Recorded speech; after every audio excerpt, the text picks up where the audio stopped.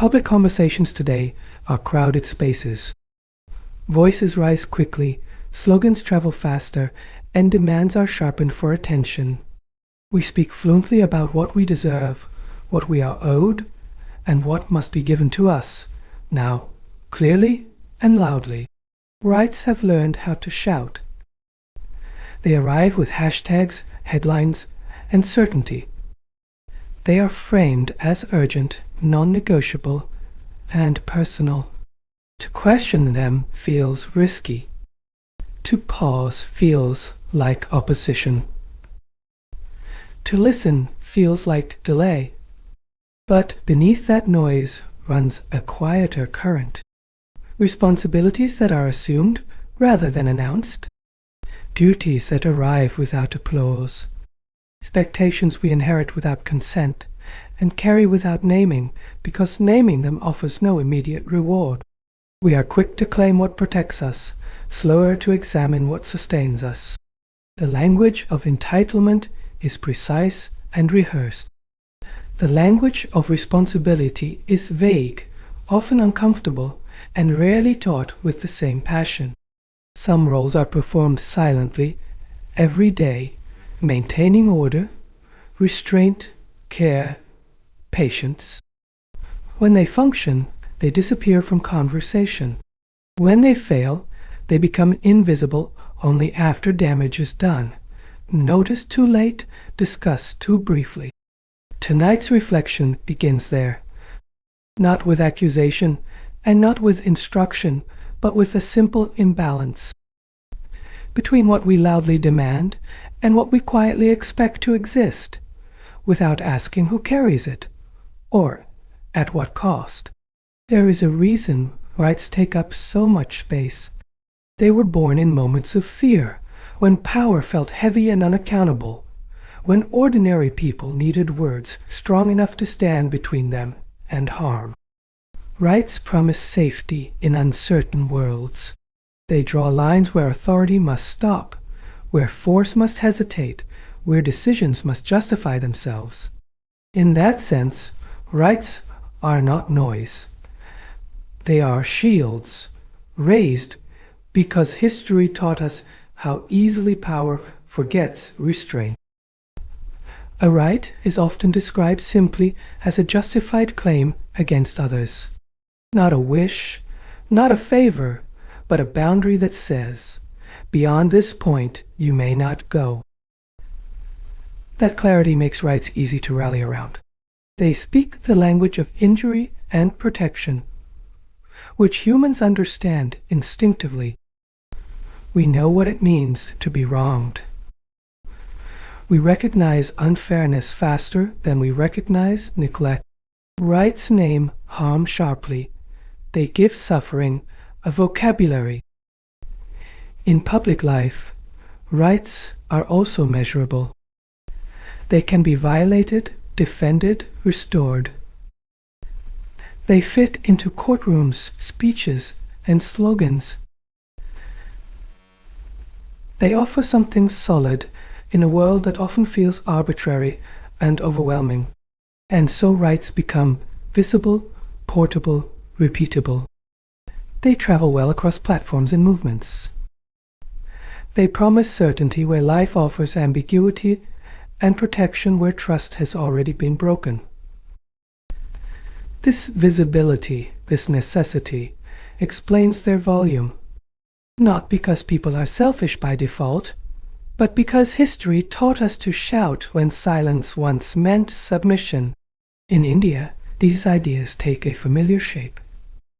Fundamental rights sit at the heart of our constitutional story, not as abstract promises, but as everyday protections meant to travel with citizens into streets, schools, offices, and homes. Part 3 speaks in a human voice. It talks about equality before law, about not being reduced by birth or belief.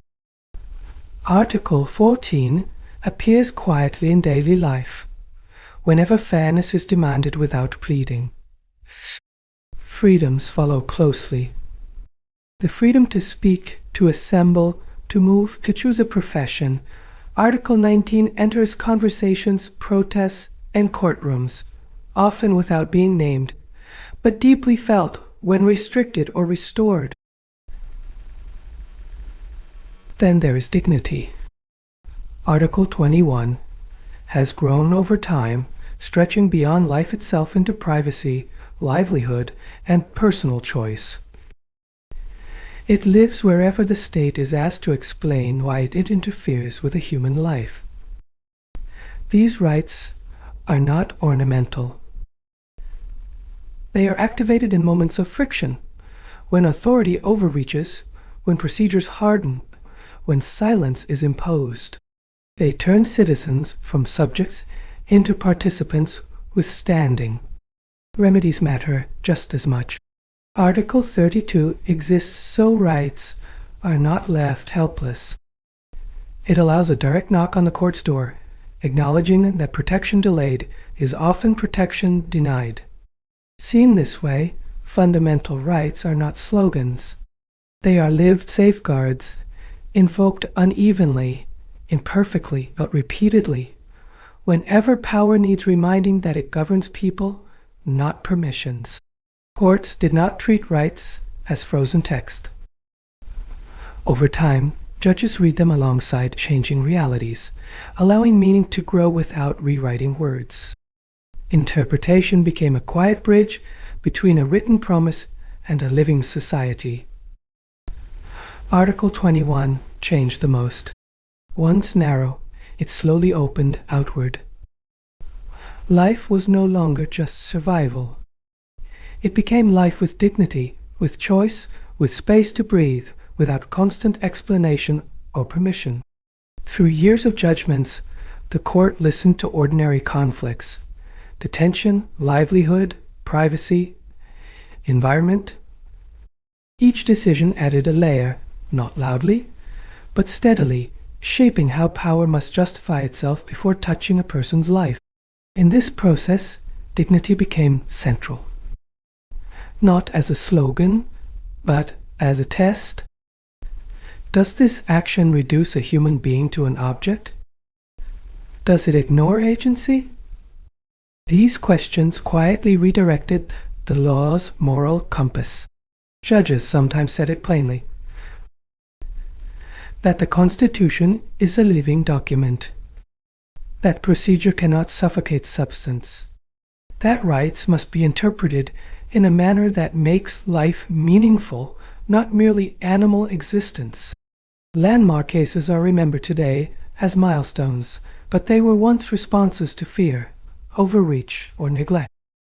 The court expanded rights not in abstraction, but in reaction to lived imbalance. This expansion did not make rights louder by design. It made them deeper, more intimate, more capable of entering everyday life, where dignity is rarely declared, but often tested. Rights, however, were never meant to be unlimited echoes. Even at their strongest, they pause at the edges of others' lives. Freedom does not exist in isolation. It moves through shared streets, shared air, shared consequences. Public order enters quietly here, not as an enemy of liberty, but as its neighbor.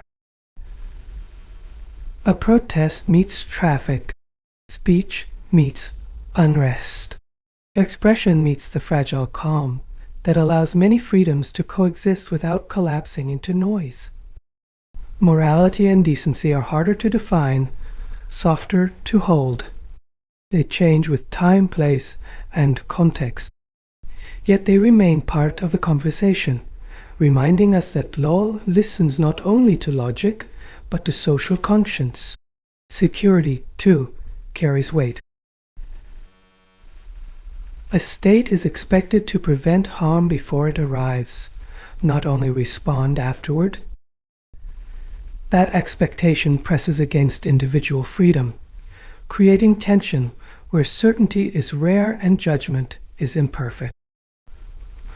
Courts step into this tension carefully, not to silence rights, but to ask proportion. Is the restriction necessary? Is it excessive? Does it protect without punishing more than required? Balance becomes an ongoing, uneasy practice. In these moments, freedom is not denied but shaped. It bends slightly so society does not break. The aim is restraint without fear, protection without domination, order without erasing individuality. These limits remind us of something uncomfortable. Rights are powerful, but not solitary. They function inside relationships between citizen and citizen, individual and community, where freedom survives only when it learns to share space. After the long conversation on rights, duties arrive almost as an afterthought, not because they mattered less, but because they were harder to agree on, easier to demand protection than to define responsibility. Fundamental duties entered the Constitution later, through amendment, settling quietly into Part IV. No grand announcement, no dramatic language, just a recognition that citizenship could not survive on claims alone. Article 51A speaks differently from rights. It does not promise. It reminds. It asks citizens to respect the Constitution, the nation, public property, harmony, and the dignity of others, without offering enforcement or applause. Why were duties added later? Perhaps because they require trust. Rights guard us from power. Duties ask us to guard each other. One grows from fear of authority, the other from faith in society. By the time duties were written in, the nation had seen conflict, emergency, fracture, and fatigue. There was a sense that law alone could not hold everything together. Something quieter was missing. Duties were not framed as punishments. They were framed as expectations.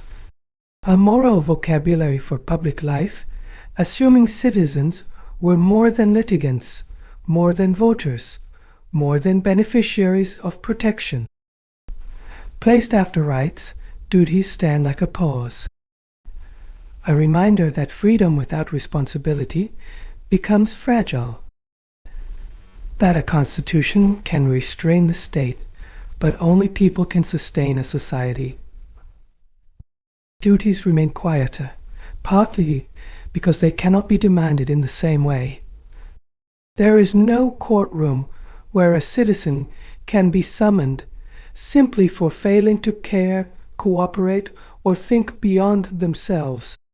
Rights come with remedies. Duties arrive with expectation. One offers a clear violation, the other leaves room for denial, excuse, or silence. What cannot be enforced easily is often spoken out less. There is also a social hesitation around obligation. Modern public life is more comfortable with choice than with restraint. Being told what we owe feels heavier than being told what we are owed. Responsibility asks something unusual. It asks us to limit ourselves without external pressure, to pause even when permitted, to act carefully even when no consequence is immediate. Self-restraint rarely goes viral. Culturally, we celebrate assertion. Saying no, speaking up, pushing back, these are framed as strength. Quiet maintenance, patience, and compliance are treated as background noise, noticed only when they disappear. Duties also lack drama. They do not arrive in moments of crisis alone. They operate daily, invisibly, in habits and small decisions. Their success looks like nothing happening at all, and so they fade from conversation. Not because they are unimportant, but because they demand a kind of attention that public discourse struggles to sustain, steady, inward, and largely unrewarded. Duties live in ordinary moments, standing in line even when no one is watching, accepting an inconvenient rule because it keeps things predictable for others. Respect for law often begins before disagreement ever reaches a courtroom. Harmony shows up in restraint, choosing words carefully in tense conversations, letting difference exist without turning it into threat, deciding not every disagreement needs to become a public performance or a personal victory. Care for the environment rarely announces itself. It looks like carrying waste a little farther, wasting less water, leaving a place slightly better than it was found. Small actions repeated quietly, without certificates or recognition. Public property tests, anonymity. A scratched bus seat. A broken streetlight. A littered platform. When ownership is shared, responsibility feels diluted, yet citizenship quietly asks for care even when no one can trace blame. Scientific temper enters daily life through doubt, pausing before forwarding a claim.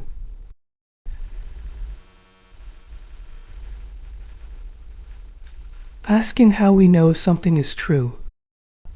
Allowing evidence to matter more than comfort, habit, or the thrill of being right. These actions don't feel heroic. They don't trend.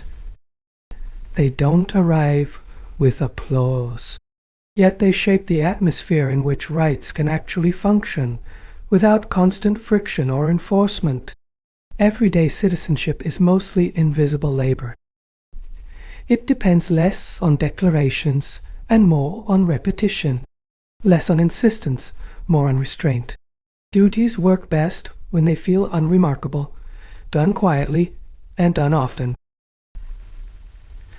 Tension appears when rights are exercised without regard for shared space.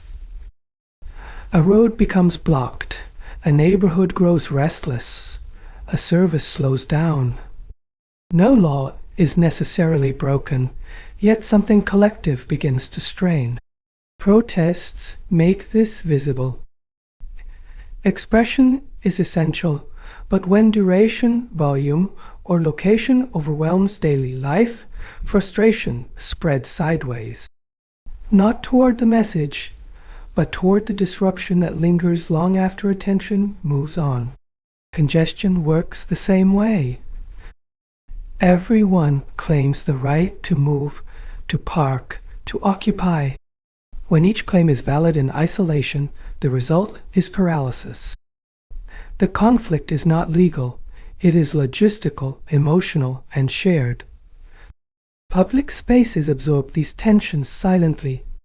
Parks, streets, trains, queues. They rely on mutual adjustment more than regulation. When courtesy fades, enforcement increases, and freedom quietly shrinks for everyone. Shared resources sharpen the problem.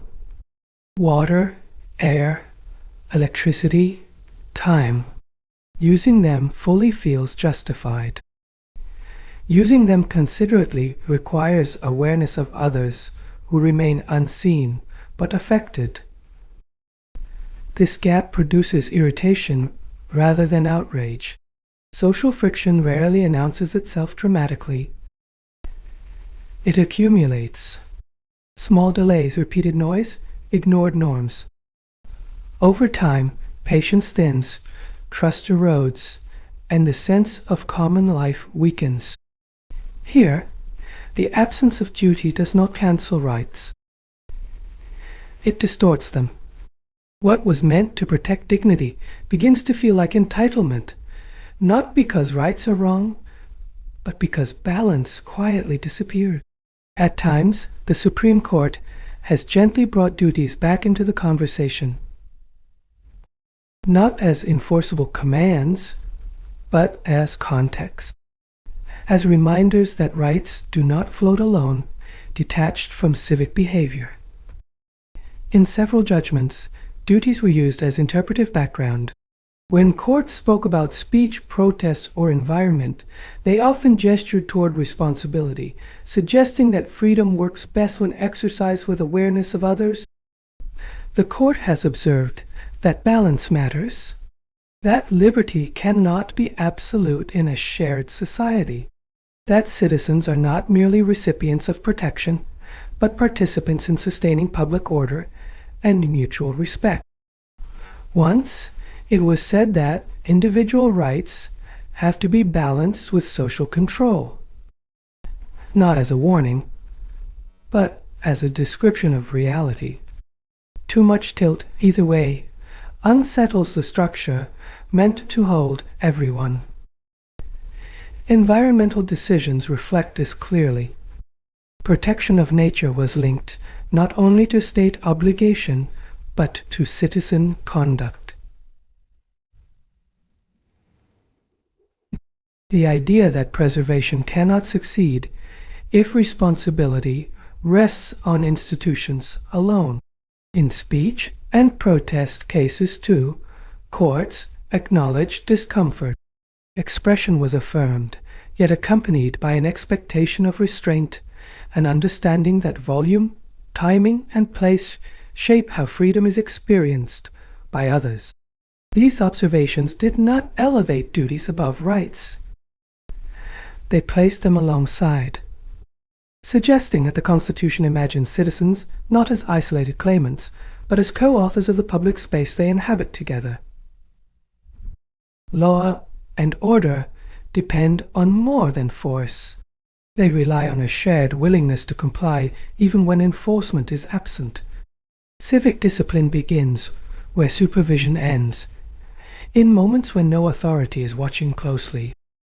Rules gain legitimacy when people follow them without resentment. Not because punishment is feared, but because the rule feels reasonable, familiar, and collectively upheld. Compliance rooted in consent travels farther than compliance extracted through pressure. Governance struggles when every instruction must be enforced.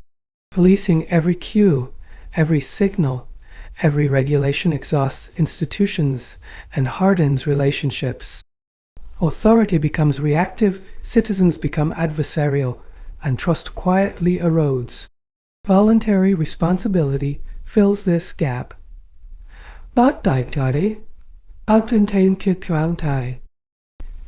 It smooths daily life in ways no system can fully monitor. It allows law to function as guidance rather than constant threat, preserving dignity on both sides of authority. When civic discipline weakens, legitimacy suffers. Laws feel imposed rather than shared. Even well-intentioned policies meet resistance, not because they are unjust, but because the habit of cooperation has thinned over time. This is where duties matter most. They keep governance lightweight. They reduce friction before conflict arises. They allow institutions to focus on the exceptional rather than managing preventable disorder. Enforcement can compel behavior, but it cannot produce commitment. Order sustained only by fear remains brittle. Order supported by responsibility endures quietly, rarely noticed, rarely praised, yet deeply necessary for freedom to last. Responsibility shows itself early in what we are taught to notice. Education is not only about careers or credentials. It quietly shapes how we treat public space, shared resources, and ideas that don't immediately benefit us. Environmental care offers a clear example. Laws exist, campaigns come and go, posters fade. Yet protection finally depends on everyday restraint, what we consume, discard, conserve, long before enforcement ever enters the picture. Cleanliness works the same way. A street stays usable not because it is swept once, but because many people choose not to dirty it again. Public hygiene is less about punishment and more about collective habit. Learning, too, is shared work. Schools can instruct, but curiosity must be practiced. Scientific temper grows when questioning is normal, when evidence matters, and when belief is allowed to evolve without humiliation or fear. Civic consciousness forms slowly through classrooms, homes, neighborhoods, transit rides, through watching how adults behave when rules inconvenience them or when no immediate reward is visible. Example teaches more than instruction. When these habits weaken, more regulation follows. When they strengthen, law recedes into the background. Education and environment reveal the same truth. No framework can replace everyday participation in sustaining common life. Constitutional morality is not enforced by sirens or summons.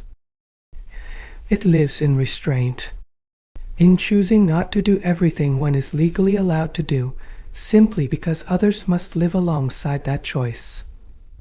Democracy survives on these pauses, on moments where power is unused, speech is softened, advantage is declined. Not because law demands it, but because coexistence quietly depends on it. Self-restraint is easy to dismiss as weakness. It produces no spectacle. Yet it is the discipline that keeps disagreement from turning corrosive and freedom from becoming exhausting for everyone involved. Courts have spoken of this gently, that the Constitution is sustained not only by institutions, but by constitutional culture. By citizens who internalize limits instead of constantly testing boundaries. One reflection captures it well. The true test of freedom is not how far it can be stretched, but how carefully it is exercised. Responsibility begins where permission ends. When restraint weakens, democracy grows louder and thinner. Every space becomes contested. Every rule becomes negotiable. Trust gives way to constant assertion, and exhaustion replaces participation. Constitutional morality asks for something quieter. Not obedience without thought, but judgment with care. An understanding that rights endure longest when carried by citizens willing to limit themselves so others may remain equally free. Rights will always speak loudly. They must. They are alarms against injustice, signals raised when power forgets its limits. Their volume is part of their purpose and part of our historical memory. But democracy is not held together by alarms alone. It survives the long hours between crises, in routines, compromises, and unnoticed cooperation. That work rarely announces itself. It simply continues. Duties live there. In restraint chosen without applause. In care extended without recognition. In the quiet decision to share space, time, and resources with people we may never meet. Freedom feels fullest when claimed, but it lasts longest when tempered. When we remember that every liberty exercised reshapes the world others must inhabit. That shared life asks for attention, not only assertion. A society built only on demands grows sharp and brittle. One sustained by responsibility develops patience. Not perfection, not silence, but an ability to hold difference without constant fracture. So perhaps the question is not whether rights or duties matter more. It is whether we can hear what sustains us, even when it does not shout. And with that thought we pause, leaving space for what remains unsaid, carried quietly into the night.